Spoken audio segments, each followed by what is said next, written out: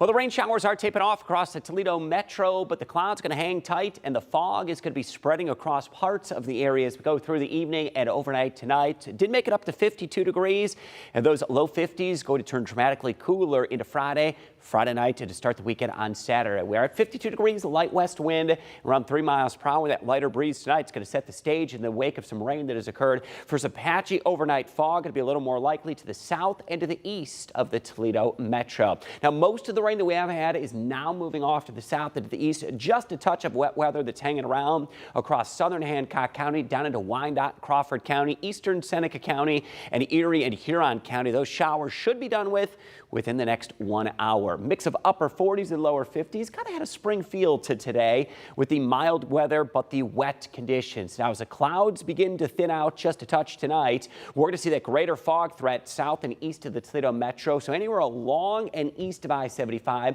we'll have that greater fog threat. Could impact parts of the Toledo metro and just west of I-75 as those visibilities do drop tonight. It will begin just after dark. And look at the visibilities after midnight.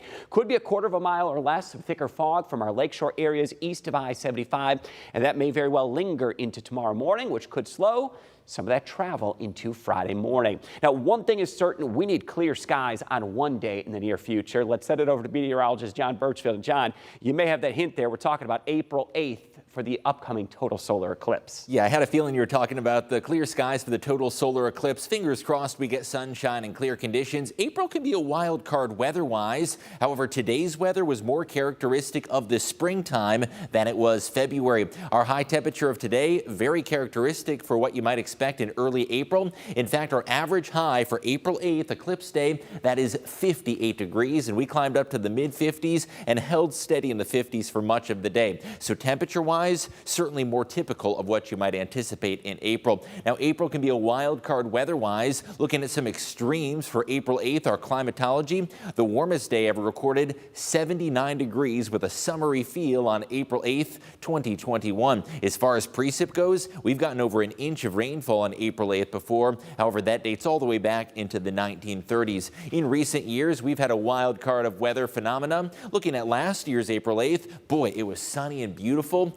Hopefully we can have a repeat performance this year after those clear skies and temperatures in the upper 50s. The year prior, it was gloomy and damp. There were 0.02 of an inch of rainfall, but it was overcast all day long. Now, the 2 years before that, 2021, 2020, those days looked and felt more like summer in April. There were some thunderstorms, a mix of clouds and sunshine, and both of those days featured temperatures well into the 70s. We've got an exclusive article coming out this week on April 8th climatology, some of those extremes on both ends of the spectrum, and looking ahead to what you can anticipate for total eclipse viewing conditions. And that article on WTOL.com/solar eclipse, and also coming out to our weather app later on this evening. And we're really gearing up for that total solar eclipse, Chris. Fingers crossed that we do get some sunshine and clear conditions. John, we're going to be really optimistic that we will get some brighter skies, but even if it was more cloudy, we would still notice some big changes even on eclipse day. Yeah, it's still going to be an amazing spectacle regardless of whether we get cloud cover or sunshine, but that sun's sure going to help view the sun's corona and the full spectacle of that total solar eclipse. Either way, John, we can't wait to be seeing that. We're already starting to feel some of those spring-like temperatures in our 10-day forecast. Upper 40s will be expected for your Friday. We begin to turn a little cooler,